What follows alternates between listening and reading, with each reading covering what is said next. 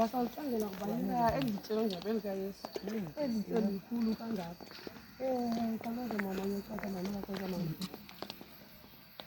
asipasi yani siphethe ikhona lapha sifuna ukuvula umzimba kayesu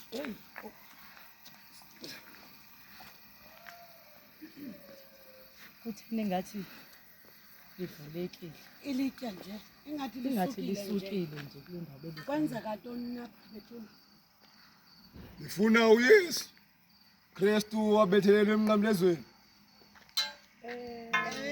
Sifuna uYesu kodwa sibona ingathi ingcwaba livulekile. Uvukile ulandulele eli utheze nexelela abafundi beyofumaneka endleleni eya eGalili.